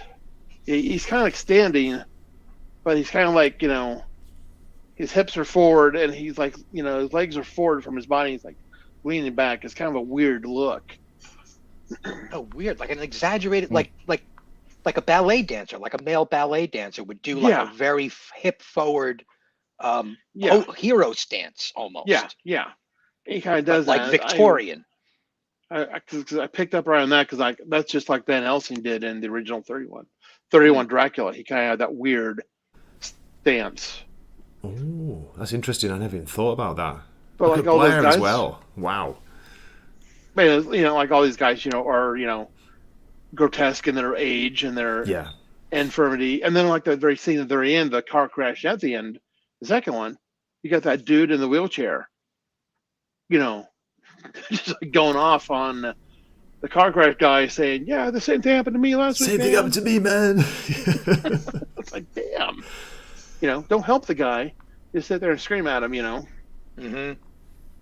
I wish I could remember the quote that Nick Cage gives about his snakeskin jacket. This represents, and he just goes off on one. Oh, it represents my image of my individuality and my expression of freedom, or something along those lines. Venture's song title or something, song lyrics. Oh, are they? Really? That Chris Isaac Wicked Game. I watched that music video maybe 1,000 times. Yeah.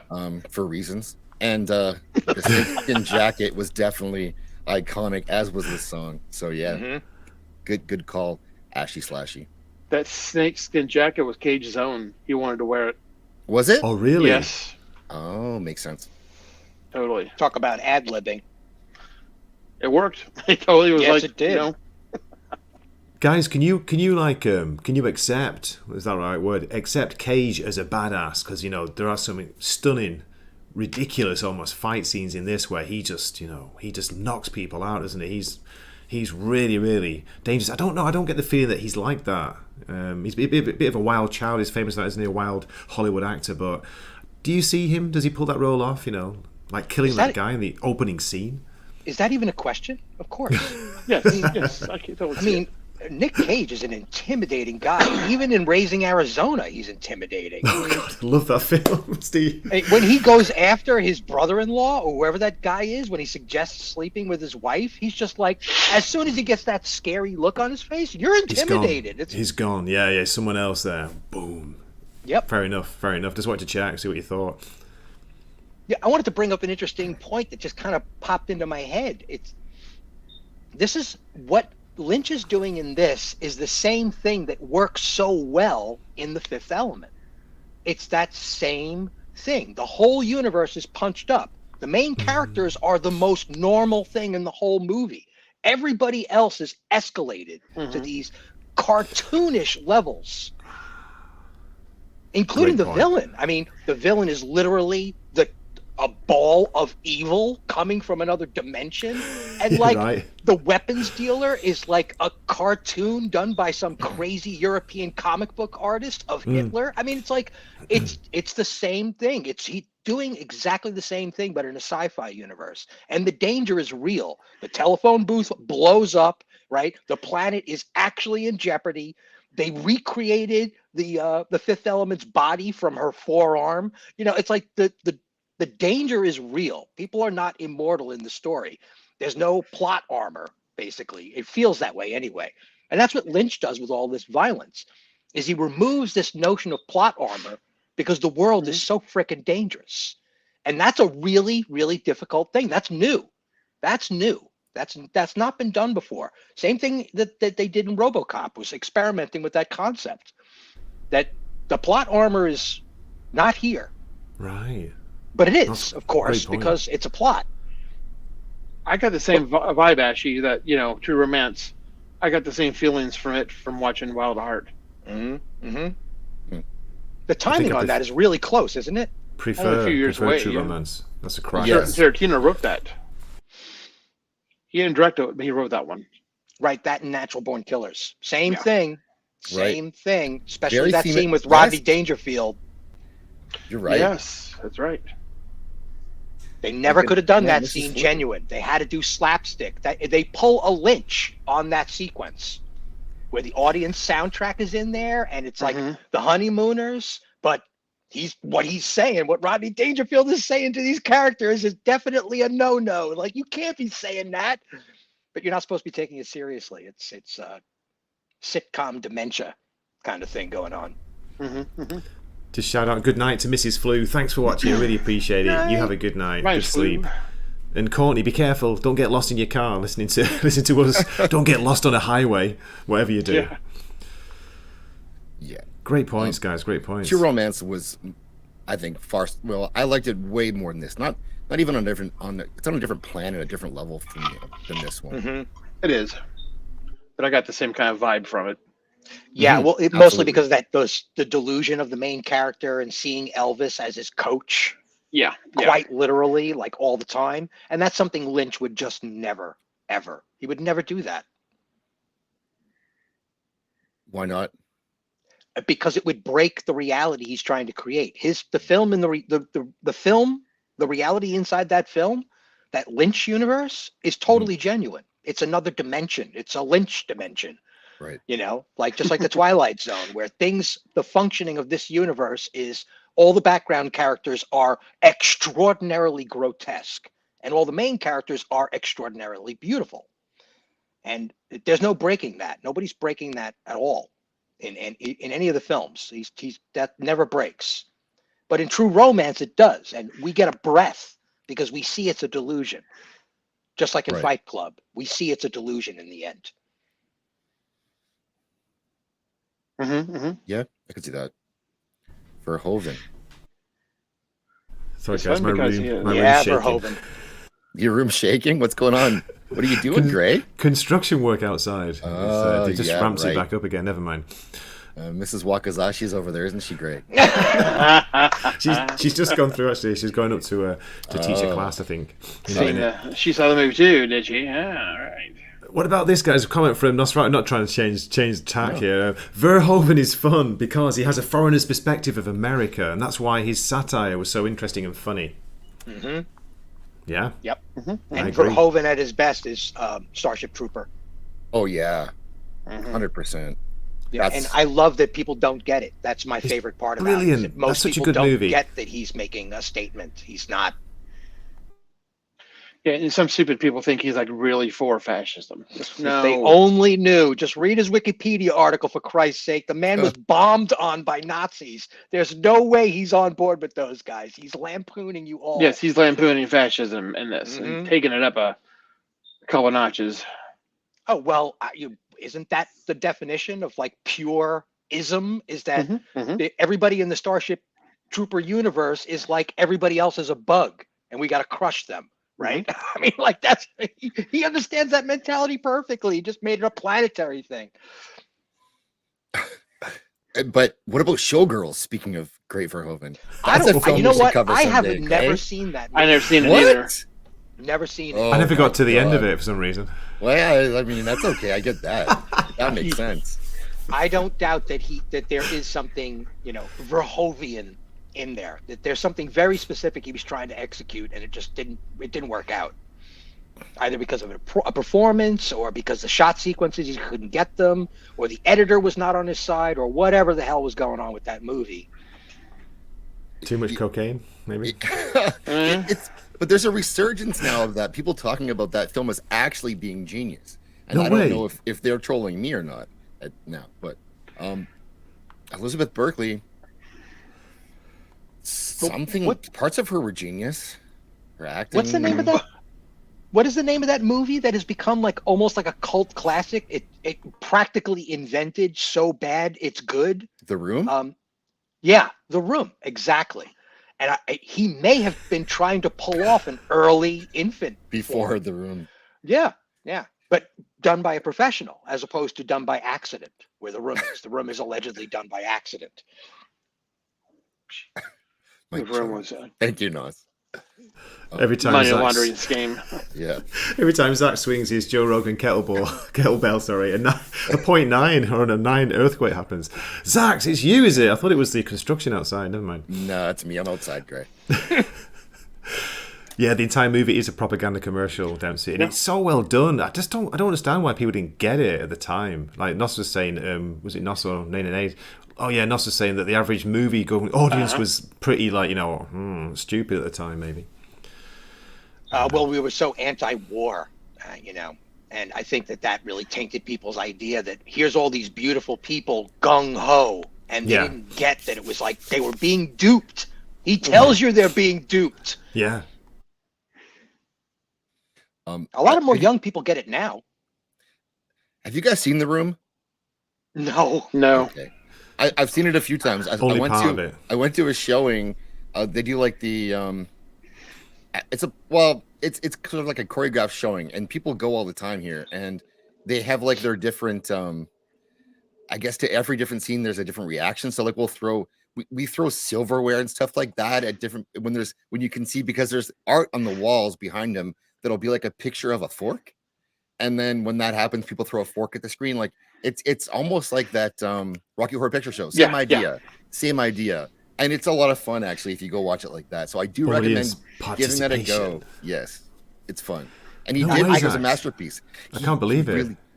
You have to see the love scenes in this with Tommy Wiseau, where it's him and he's like framed his butt just so in the shot, and he's humping her belly, and it's amazing. You guys definitely need to watch this. Amazing.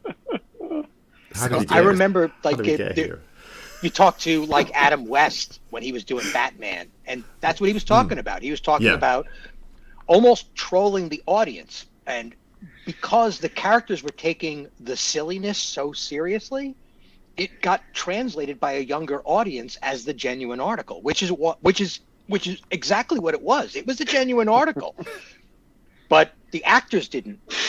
They weren't trying to make it the genuine article. They were actually spoofing it. But that's what it looked like in the comic books, though. It's like it's such a bizarre. And I think Lynch and a bunch of other people were trying to do this, trying to bring that to life, in much the same way that like Our Man Flint did it with the old spy genres, where the action, and Get Smart was also doing it, but Get Smart wasn't silly all the time. It just turned out that way. It's like they were all taking it seriously. Yeah, Our Man Flint was a really good kind of send up of the whole spy genre thing. Yeah, it's where Austin Powers really finds its origin. Yes. Is in that camp level. Gray, where are you at with this film? I really like it. Even watching it again all these years later, it was a big movie for me when I was a teenager, for various reasons, as you can imagine. But no, seriously, I loved it. I loved the soundtrack. I loved Cage's performance. Laura Dern. I thought they had great chemistry. Some of the scenes, not the obvious sexual scenes, but when they're just like hugging each other on the side of the road after something crazy's happened, you just really felt it. It's like, wow, they've got some kind of really good. Maybe they were having a relationship. I don't know at the time. It often happens, doesn't it, with two leads? There was an interview with Dern where she starts talking about how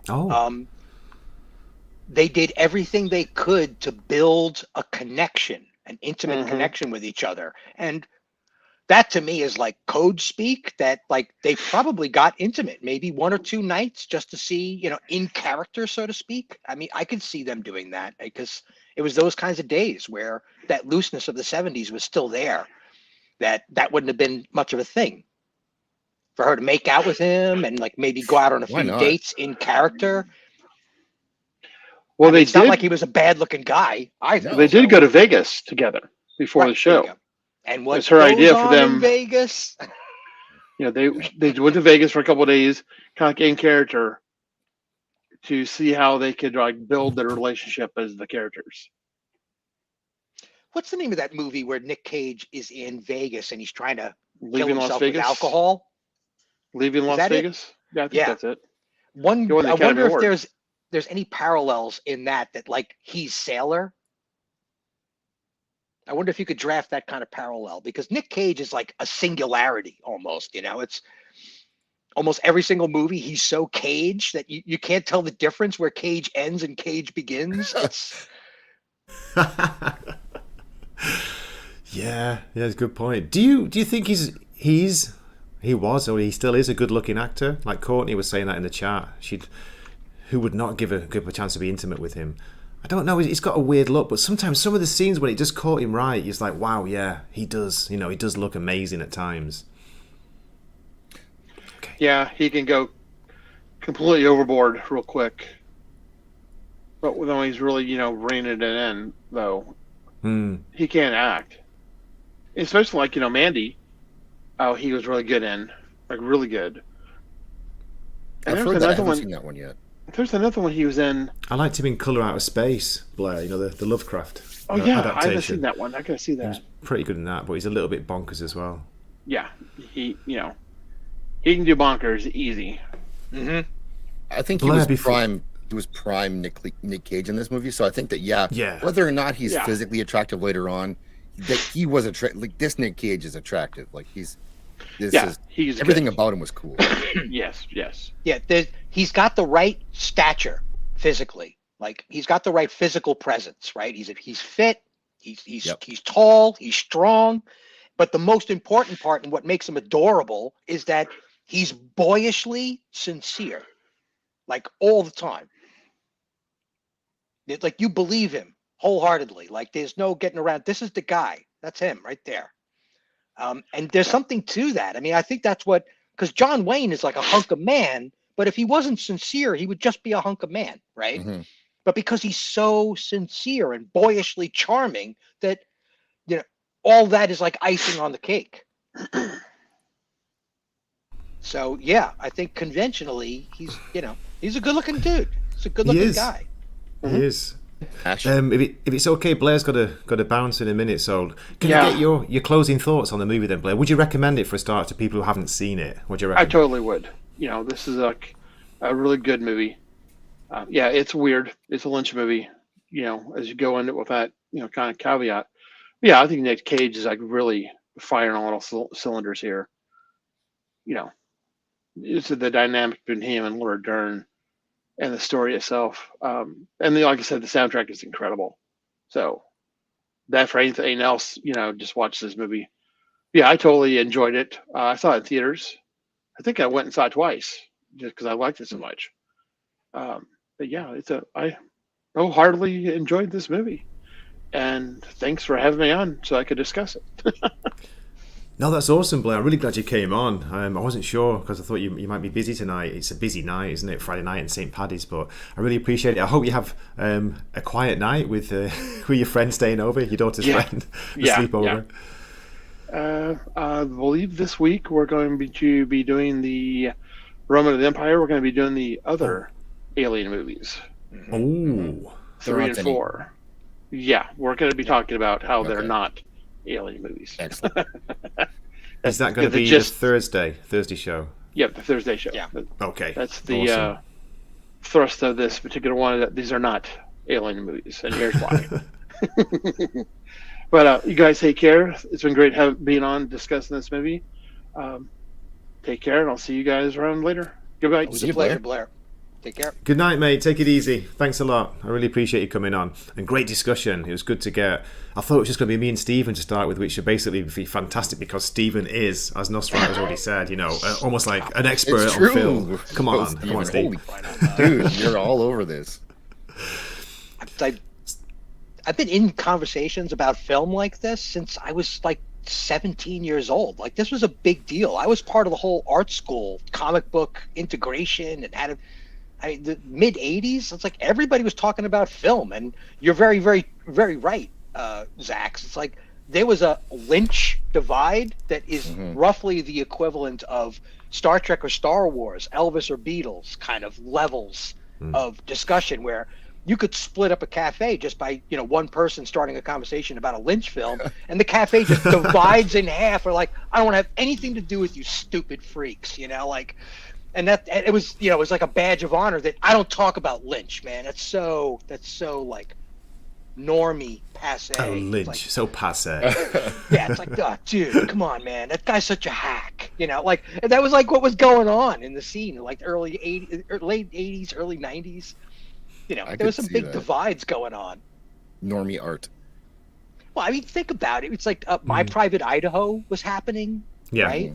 I mean, you think about what else was going on. I mean, Jeremy Irons and like the film that he did where he's playing himself as twins. I mean, there was so many other things Dead going Ringers, on. Cronenberg. Dude, there was so much film.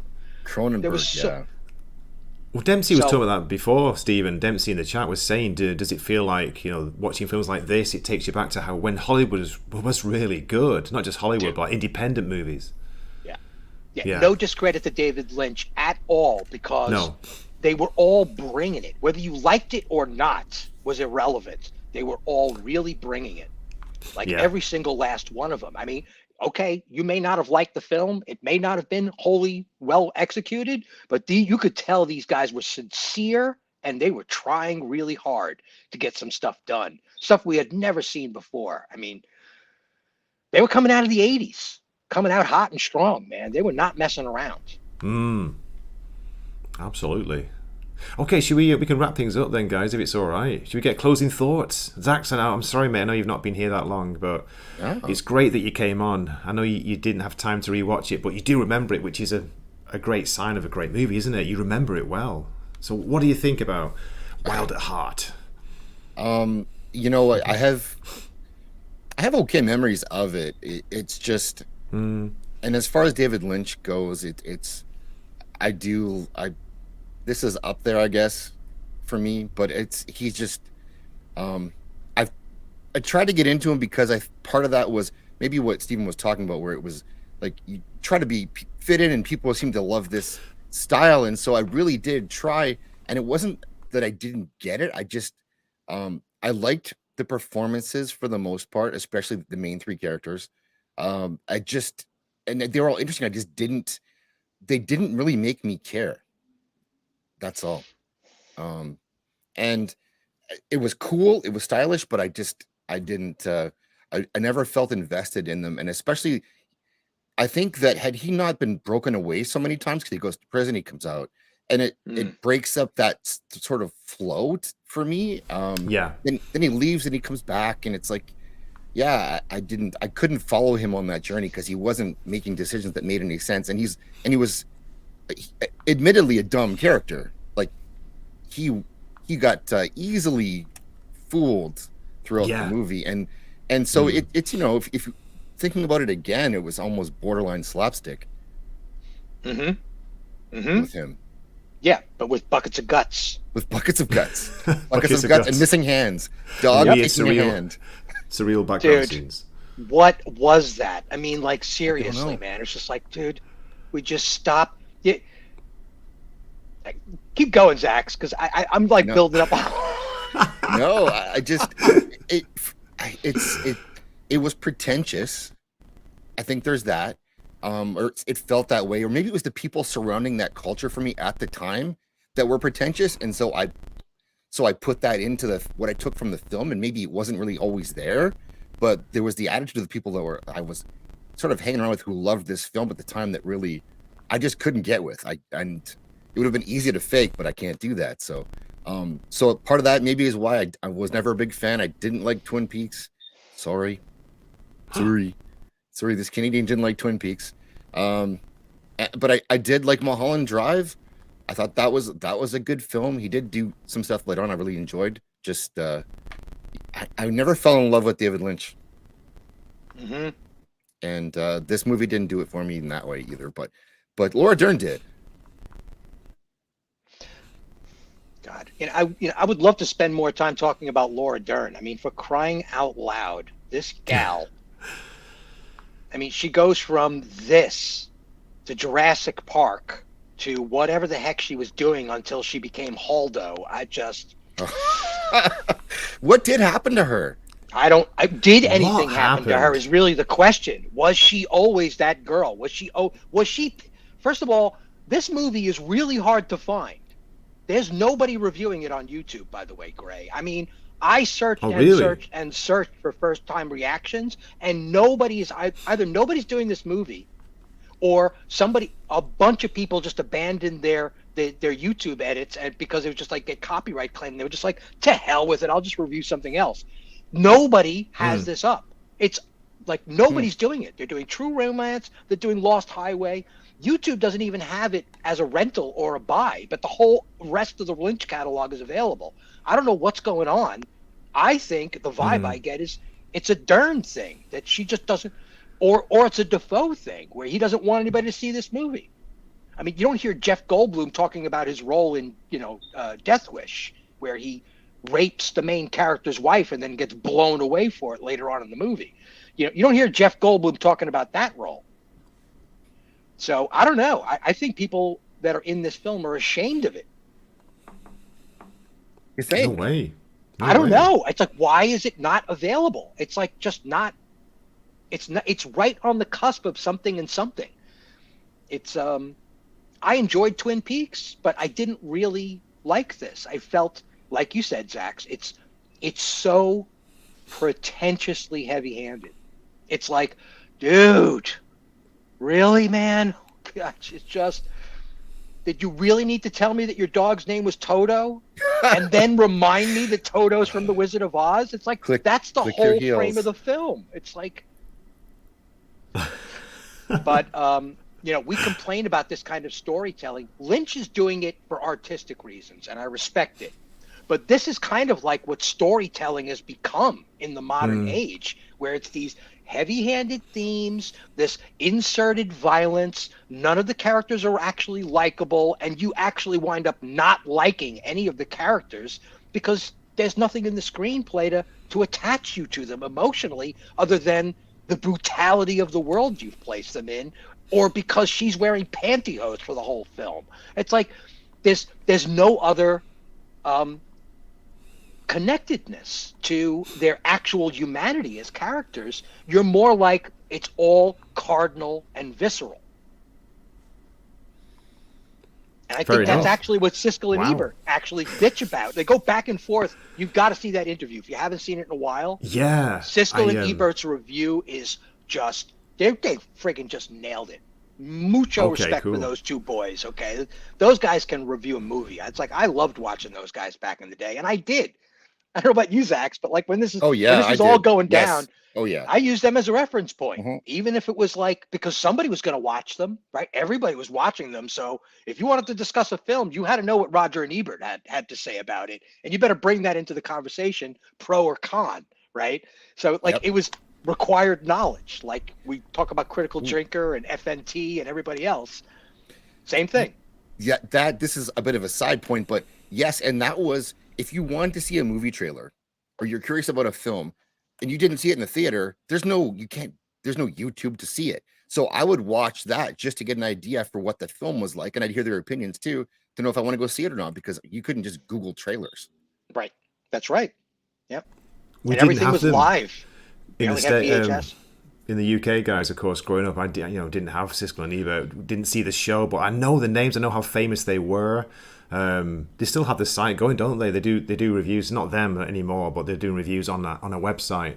So that's a good point. We had a guy called Barry Norman who used to review films, Film 89, Film 90, whatever year it was, and I think it was through that I learned about it. This is coming out because he loved it. He was raving Jimmy about Savile? it. No, he was Top of the Pops, mate. I know he was. Top of the Pops. Oh, Jesus. I can't believe you brought that evil man up. We also had Rex Reed as well. Rex Reed did a lot of this kind of reviewing as well. It was startling for me to find out that he was the voice of Shaggy, and that kind of blew my frickin' mind when I found that out. But he's such a respectable gentleman in his reviewing techniques, and as a radio and television personality, he was really on top of his game. So to find out he was capable of being silly was startling. But yeah, watching review channels, that was the way we got it done. That's how we did this. It's not like today where you could pick up 12.5 YouTube reactors to a trailer or reactors to a movie, and you don't even have to go see it because you practically saw it because there's all these first-time reactors going on. So yeah, it was a bizarre landscape. It's really hard for people to comprehend. Maybe that's why it kept its integrity for so long, was because of that atmosphere. I'm back on top, baby. All it took was a Jimmy Savile reference. And I knew you'd done it especially for him, Zaxx. You sellout, you. No, it's great. This is great to get your points and your honesty. I really appreciate you coming on. So I do recommend it, but take it with a pinch of salt, because I don't know if it's half as clever as it kind of thinks it is, or whether Lynch was just having fun and kind of half trolling us before trolling was a thing. I don't know, but watch it for the performances. Watch it for Cage and Dern. Yes. They are good together. Willem Dafoe, unforgettable. Yeah, if you're a fan of any of the actors in this film, you absolutely must watch it, because this is kind of the beginning of their bit. This is Dafoe at his beginnings. This is Cage at his beginnings.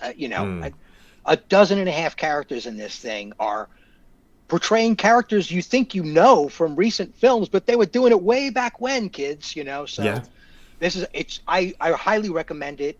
If you're into any sort of film reviewing, you need to at least put it in between your ears as a reference point. It's an important film in film history. It is. Lynch is an important filmmaker in film history as well.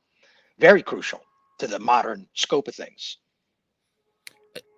And I would recommend it to people. I would still think people should watch it, or people should still see it, for sure. It's just what you go in without expectations, maybe. I apologize. Some boyfriend is picking up somebody in the parking lot outside my building, so I don't know if you guys could hear the annoying long honks on the car horn. Not at all. Get out here, bitch! Whatever. I get that occasionally too. I don't think it's late enough yet. It's still only 11 o'clock. Interesting. Courtney saying that Twin Peaks is her least favorite Lynch content. I loved it.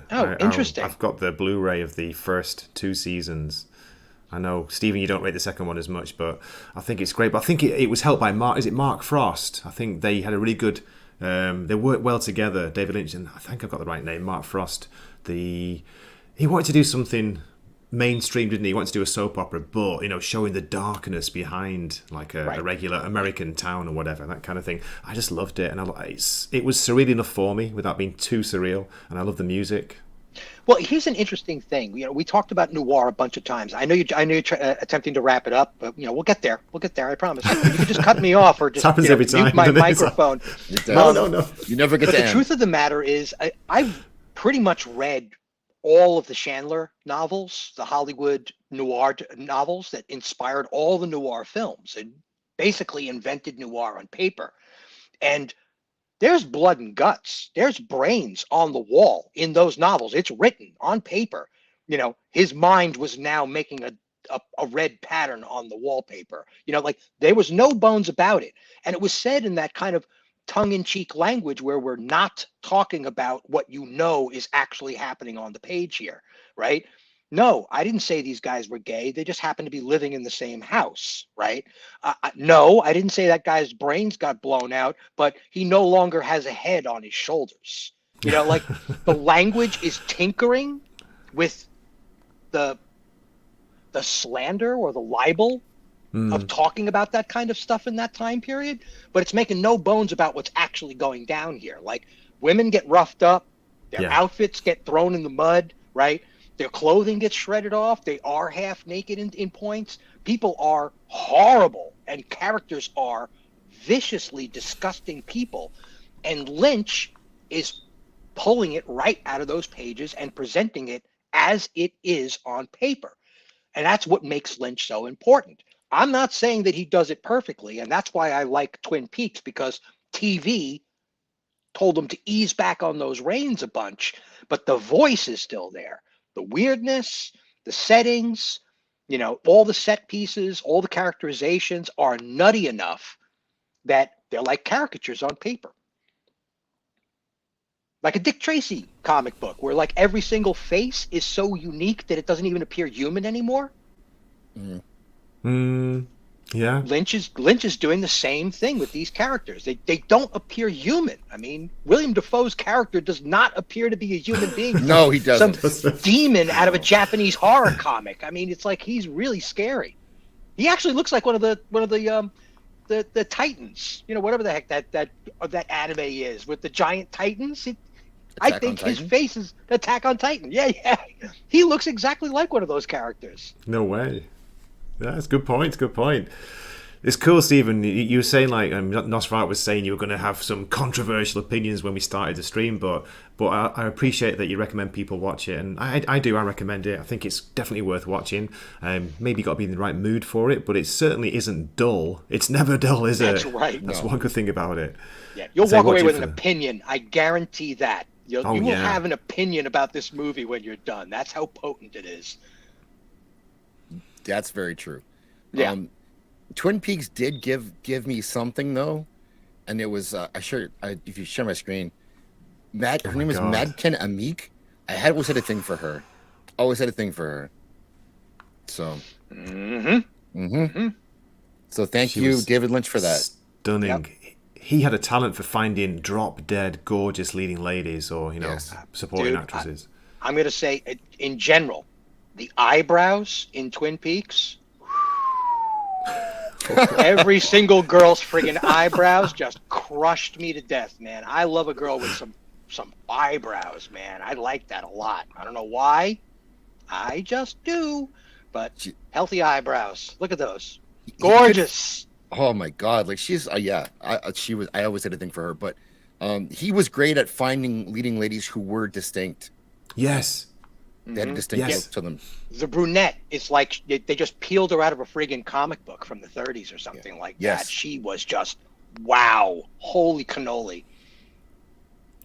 Guys, on the Blu-ray I've got of Twin Peaks, there's some interviews with him many, many years later, and it's pretty cool how he does it. Lynch has him in a bar, and they come into a bar. They're actually drinking coffee, but she looks stunning. I don't know when it was filmed. It's years later, of course, but she's grown old, like beautifully, gracefully. But yeah, some of I don't know. It's not sexist to say, is it, to admire beauty? Some of the characters in Twin Peaks, like unforgettable. I was in love with, I think, maybe half the women in that movie, in the series. So there you go. Yeah, Courtney, you're right. And Dempsey, you are correct. Brooke Shields, she got some eyebrows, baby. She does. Jennifer Connelly. Woohoo! Yes, Jennifer Connelly. Oh, that's a great call. Yeah. I want to share that. Courtney. Yeah, fantastic. I like character pieces. We were kicking this around a little bit last time I was here. That I really wish Hollywood would take the cue and just point the camera at the past. What makes Twin Peaks work so well is that you can't tell what time period it's in. And it can get away with murder by doing that. You shift that soundtrack to another time period. You costume the world into a certain time period. And all of a sudden, it has nothing to do with modern politics, modern world. Nobody has cell phones. Like Brazil. It's like that alt universe. Those elder worlds. And I think Lynch does it really well in Twin Peaks. It doesn't feel like America anymore. It feels like someplace else. I don't know what. It has an otherworldly feel because the time period is all wonky. I never thought about it that way, but yeah, you're right. It feels like a 50s noir. The whole show feels like it's taking place in like 1948 or something. Yeah. I always thought it was set in Canada. I know it wasn't, but Zaxx, I'm not being I think very northern Washington. It's like right northern exposure style. Northern 2 exposure. points. Yeah. I mean, that's more part eyebrows of the on that show. Remember Janine Turner was her name, I think? She also had eyebrows on her. I can't remember. Stephen, it's fantastic that the whole eyebrow conversation. I never even thought about it, but yeah, you are so right. Yeah, distinctive looking, not just beautiful. They had like this, almost like a noir look to them, didn't they? The old style leading ladies, the pulp, the noir femme fatales. Lynch is a master at finding them. He does. Well, he isolates them into very specific tropes. There is the brunette, right? And then there is the blonde. And then there's the cocktail, then there's the diner waitress, right? And they have like very tropic features and they do not look anything like each other. As opposed to like Jennifer Anderson syndrome, where like all the leading ladies all look like they have the same haircut. Like, dude, really? It's like, I can't even tell what show I'm watching anymore. And they're not, like, they're pretty, but they're not distinctive head turners. That whole Jennifer Aniston style to me is not.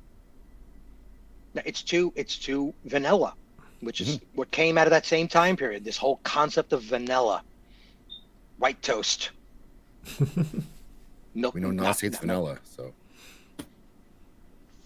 Yeah, like I said, man, Lynch was doing something really, really crazy, and I think Hollywood took a hold of it, found Tarantino, and then decided that they understood the nature of the universe, like physicists in the turn of the last century, where they thought they understood everything. So they just started penning, that this is what's going to happen to the end of time. The sun's going to blow up in this many thousands of years, and blah, blah, blah, all this death and destruction, and the world is flat, and there's no God, and the 20th century, basically, right? Oh, God. And Lynch and Tarantino have created this kind of tongue-in-cheek world, and that's what everything has become now, including Nickelodeon cartoons, apparently, where everything has got this edginess for edginess' sake, and it's so distracting that you forgot that you were watching a story. And it's like, oh, no worries, there is no story, so don't worry about it. Yeah. Can't believe you watched it to the end of the episode, dupe. Because Gray's trying to go, I have another photo to share. Go on. Let's do it. Here we go. 52. She's 52. God bless her. Yeah, good for her. Didn't get the nose job, I don't think. She looks like probably she was maybe told to. She still looks distinctive. She still looks good. Wow. This is recent, yeah, Zaxx? Yeah. Yeah. Yeah, she's 52 years old. 52 or 53. Yep. Susan Sarandon should have made this not a surprise. I mean, you're welcome. I'm kind of speechless now. I'm just thinking, like, what do I say? Yeah. Oh, look at that look. She's like, yeah, I know. Mm-hmm. She does know. Of course, yeah. Trish Stratus. Oh, we could talk about that too if you want. Talk about wrestling. Ray, do you watch wrestling? No, I don't. On that note, let me find a a random clip to drop and say thank you to Courtney for your Barmy as well for supporting the channel. Huge thanks to you both. I don't have an appropriate clip really. Nothing new. I need to get some new clips made, guys. Time. I do too. Let's have this one. Open the pod bay doors, Hal. I'm sorry, Dave. I'm afraid I can't do that. Completely random, I know, but yeah. Stop sexualizing women, Gray. I'm sorry, Dave. I can't do that. No. That's our generation. Okay, should we wrap things up? So before we finish, let us shout out what you've got coming up. Start with Stephen. I don't know if you're I'm probably good to start with me because it's going to be a very brief thing. I'm probably going to be on Roman of the Empire for Thursdays. I'm pending, reality in my world right now. And I think I might be doing something with Flaccid Phoenix on Sunday. He mentioned something about something on Sunday. Oh. Haven't heard back yet, but the boys are out of town and busy probably. And tonight they are probably being ridiculously stupid, I'm sure. Because they're young and they could get away with that because, one of them's married. Anything to please the wife, I'm sure, right? Yeah. Isn't that the way it goes with Don? Always trying to please that woman? He's trying. Yep. Gator's trying to please his wife too, so. Really? Yeah. I thought they were married, the two Flaccids. They're both married. Yeah. No, I mean to each other. Oh, maybe. Maybe that too. So, Zaxx, what have you got coming up, baby? Tomorrow, Circle of Jerks on my channel. We'll have Flaccid, at least one of the Flaccids, AJ, and I'm not sure what else, but no topics. But last week, what ended up going on AJ's channel was a lot of fun. We'll probably bring some of that up again, about AJ's preferences and how he liked a 14-year-old Chloe Grace Moretz. What is the lore on that? You've got to tell me what that's all about backstage, okay? We will talk about that. We will talk about that. I've got to hear this because it's driving me nuts. I don't know the background story. It kills me not knowing lore. I missed it, Zaxx. I missed it because it came out of a smash or pass situation. Oh, God. He volunteered information he didn't need to volunteer, and then we've been going since then. So just never say it when you're live and be okay. No. I'm joking. You've got to be careful. That's Circle of Jerks tomorrow? Yeah, tomorrow. Yep. 11:30 Central. Oh, awesome. Yeah, sounds good. I say I missed it last week. I was changing 2 cars' tyres, 8 tyres from winter to whatever, regular. So that was a hell of a job. Had a few beers afterwards to celebrate. And I'm not going to be drinking tonight because I went a bit overboard last night. It was a big works party, a kind of celebration. It's the end of the academic year in Japan. I don't know if you know that. It goes April to March in Japan. So coming up to the end of March. So yeah, we went out with the teachers, had a good time, sang some karaoke, Zaxx. I was thinking of you. What did you sing? All sorts of stuff. Jesus. A bit of Oasis. Going back to my Manchester roots. Yeah. We even had Depeche Mode. And that went down really well. That wasn't me. That was a friend. So everyone, the whole place was singing and Enjoy the Silence. It was unbelievable. Oh. God, that was the most British resuscitation of the name. Depeche Mode. Oh, Depeche Mode. Do you some like of Depeche the Depeche Mode? Mode, you know. But they didn't do Personal Jesus? No, they didn't Ouch. do that one. Maybe they didn't have it.